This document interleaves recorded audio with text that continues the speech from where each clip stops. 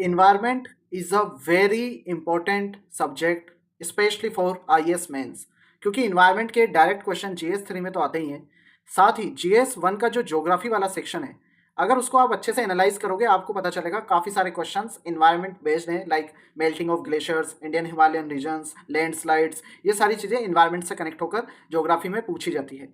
फिर जीएस 4 जो है आपका, तो वहाँ पर भी इट इज़ ऑलवेज सजेस्टेड कि आप इन्वायरमेंट को भी एक स्टेक होल्डर के तौर पे डालो केस स्टडीज़ में, and environmental ethics, environmental angles अपने आंसर्स में लेकर आओ। That would help you differentiate your answers as well as increase your marks. And ऐसे में भी इन्वायरमेंट का काफ़ी इंपॉर्टेंट रोल होता है।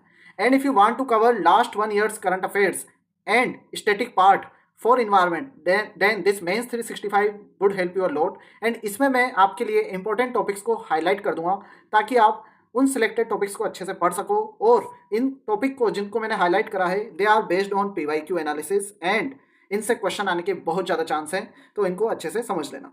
सो starting with climate change.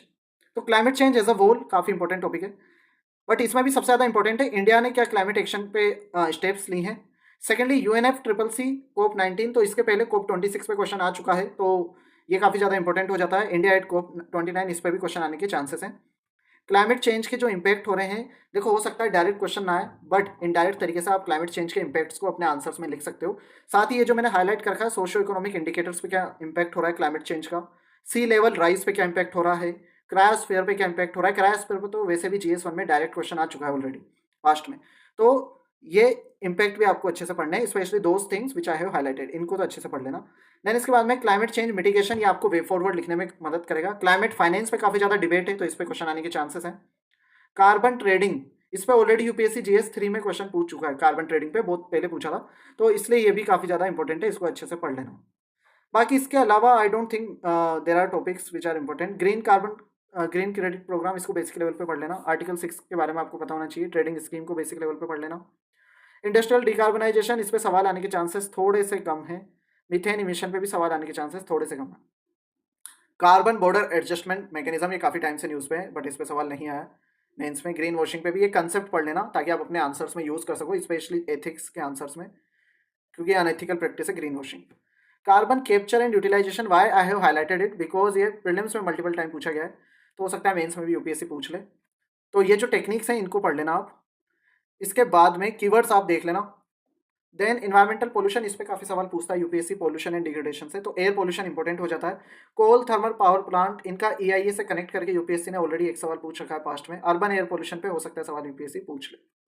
Water scarcity, तो डिक्लाइनिंग फ्रेश वाटर रिसोर्सेज, इस पर कनेक्ट करके यूपीएससी ने सवाल पूछे हैं, तो water scarcity is an important topic. Water stress, इसको आप अच्छे से पढ़ लेना। वाटर एक्ट, तो रिसेंट में जो भी एक्ट हैं आपके इन्वायरमेंट से कनेक्ट करते हुए, दे आर इंपॉर्टेंट, उनको हमें अच्छे से करना है, तो वाटर एक्ट आप अच्छे से कर लेना। ग्राउंड वाटर पोल्यूशन भी आपको अच्छे से कर लेना चाहिए। कम्युनिटी पार्टिसिपेशन पे सच क्वेश्चन आने के चांसेस कम है, और अगर आ जाता है तो आप जनरल पॉइंट लिख सकते हो यहाँ पे, तो ठीक है, उसमें आप ये इतना ज़्यादा स्पेसिफिक टॉपिक नहीं है, बेसिक लेवल पे पढ़ लेना। वाटर रिसाइकलिंग एंड रीयूज, इस पे डायरेक्ट क्वेश्चन आने के चांसेस कम है, बट हाँ आप पॉइंट्स इसके यूज़ कर सकते हो अपने आंसर्स में। लैंड डिग्रेडेशन पे यूपीएससी सवाल पूछ सकता है, लैंड स्लाइड पे भी पास्ट में पूछा है, तो लैंड डिग्रेडेशन हम अच्छे से पढ़ेंगे। प्लास्टिक पोल्यूशन पे तो यूपीएससी ने सवाल नहीं पूछा, लेकिन ऑयल स्पिल पे ऑलरेडी पूछ चुका है। सॉलिड वेस्ट मैनेजमेंट पे यूपीएससी सवाल पूछ चुका है।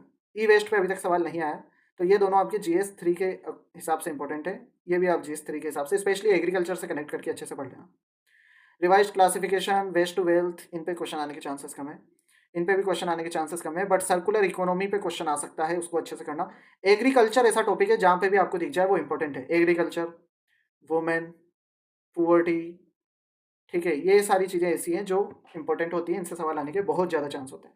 तो सस्टेनेबल एग्रीकल्चर आप अच्छे से कर लेना। Natural farming, national mission, agro forestry, ये सब। इसके बाद डिजिटाइजेशन पे ऑलरेडी यूपीएससी पास्ट में सवाल पूछ चुका है, तो उसको इन्वायरमेंट से कनेक्ट करके हो सकता है सवाल आ जाए। हिमालयन रीजन पे काफ़ी ज़्यादा सवाल आए, स्पेशली जीएस 1 में ज्योग्राफी के अंदर, तो उस पर्सपेक्टिव से इसे आपको पढ़ना है। निकोबार आइलैंड पे सवाल आने के चांसेस कम है, बट सैंड माइनिंग पे यूपीएससी ने जीएस 3 में सवाल पूछ रखा है ऑलरेडी, तो इसको अच्छे से पढ़ लेना। इसके बाद रिन्यूएबल एनर्जी, तो देखो एनर्जी एक ऐसा टॉपिक है जिससे बहुत सवाल यूपीएससी पूछता है जीएस 3 में, और जीएस 1 में भी इसके सवाल देखे गए हैं ज्योग्राफी वाले सेक्शन में। Distribution of natural resources, location of industry, उससे कनेक्ट करके, तो इसको हम अच्छे से पढ़ेंगे। इसमें मोस्ट इंपॉर्टेंट है रिन्यूएबल एनर्जी का एक बेसिक स्टेटस, जिसको हम मल्टीपल जगह आंसर्स में भी यूज़ कर सकते हैं। न्यूक्लियर एनर्जी, सोलर एनर्जी, इन पे सवाल पूछे जा चुके हैं। ऑफ शोर wind energy, international solar alliance इसको बेसिक लेवल पे पढ़ लेना, सवाल आने के चांसेस तो कम है, बट हाँ इसका हम यूज़ कर सकते हैं अदर प्लेसेस पे। हाइड्रोजन एनर्जी अच्छे से पढ़ना है, बायोफ्यूल्स अच्छे से पढ़ने हैं, जियोथर्मल ये आपके GS 1 में आ सकता है इस पे सवाल।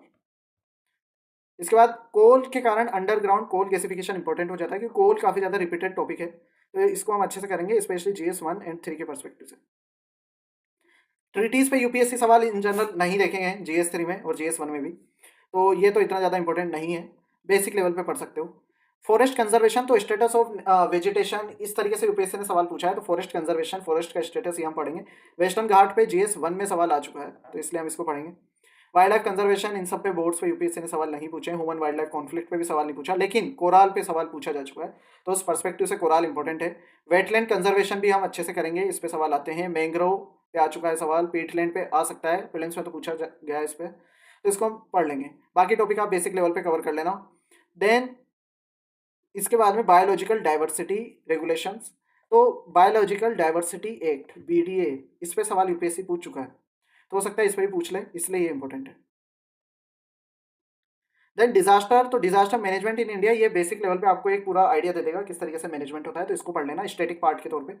ये अभी रिसेंट अमेंडमेंट आया है, तो इसको भी हमें कवर करना है, recent act specially disaster management जो स्पेसिफिक टॉपिक्स हैं उनके रिगार्डिंग, तो वो हमें अच्छे से करना है। टेक्नोलॉजी पे आप जनरल पॉइंट भी लिख सकते हो, इसको बेसिक लेवल पे पढ़ लेना। अर्थक्वेक अच्छे से कर लेना, इस पे सवाल आ चुका है। लैंडस्लाइड अच्छे से कर लेना, ड्राउट अच्छे से कर लेना, साइक्लोन अच्छे से कर लेना। साइक्लोन पे तो जैसे मैंने दिखाया GS 1 पे मल्टीपल टाइम ट्रॉपिकल साइक्लोन पे क्वेश्चन है। ग्लेशियर लेक आउटबर्स्ट फ्लड, इस पे भी सवाल आ सकता है, क्योंकि अर्बन फ्लडिंग पे तो यूपीएससी ऑलरेडी सवाल पूछा है अर्बन फ्लडिंग पे बार बार, तो इसलिए इसको पढ़ लेना। डैम सेफ्टी पे आ चुका है सवाल, बाकी जितने भी हैं उनको बेसिक लेवल पे आप कर सकते हो। एल निनो एंड मानसून, तो मानसून काफ़ी ज़्यादा इंपॉर्टेंट है, तो ये हमें अच्छे से करना है। रिवर इंटरलिंकिंग पे सवाल पूछा जा चुका है GS 1 में, तो हमें अच्छे से करना है ये दो टॉपिक बहुत अच्छे से कर लेना।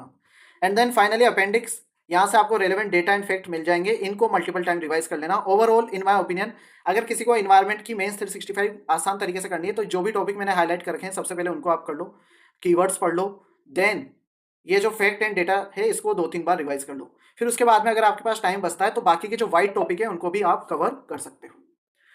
सो this was the analysis of mains 365 environment, इसको आप यूज़ कर सकते हो। और इन्होंने एक आइडिया भी दे रखा है कैसे आप क्वेश्चंस में यूज़ कर सकते हो, तो वाई न्यूज़ को आप इंट्रोडक्शन में यूज़ करो, अगर जरूरत पड़ती है तो। अगर टेक्निकल चीज़ है ना तभी उसे डिफाइन करना, जैसे इथेनॉल ब्लेंडिंग एक जनरल वर्ड नहीं है, तो इसको हम डिफाइन करेंगे। लेकिन सुसाइड, अब ये एक जनरल चीज़ है तो इसको डिफाइन नहीं करेंगे हम, यहाँ पे कोई फैक्ट देंगे अगर सुसाइड पे कोई क्वेश्चन आ जाता है, जस्ट फॉर एन एग्जाम्पल। तो जहाँ पे भी टेक्निकल वर्ड हो, एथेनॉल ब्लेंडिंग, मैरिटल रेप, ये सब टेक्निकल वर्ड है, तो इनको हमें डिफाइन करना है। देन सिग्निफिकेंस आप ऐसे लिख सकते हो, एंड बाकी के पॉइंट्स भी आप यूज़ कर सकते हो। And so this was the analysis. And यहाँ पे विजन आईएएस की जितनी भी मैगजीन आती है उसका एनालिसिस मैंने विजन आईएएस मैगजीन में स्पेशली कर रखा है, तो आप प्लेलिस्ट का लिंक मैंने कमेंट सेक्शन में दे रखा है, उस प्लेलिस्ट को चेकआउट कर सकते हो, ताकि आप पुरानी मैगजीन का भी इस तरीके का एनालिसिस देख सको और टारगेटेड वे में पढ़ाई कर सको, और जो सिलेक्टेड टॉपिक है उन्हें मल्टीपल टाइम रिवाइज कर सको।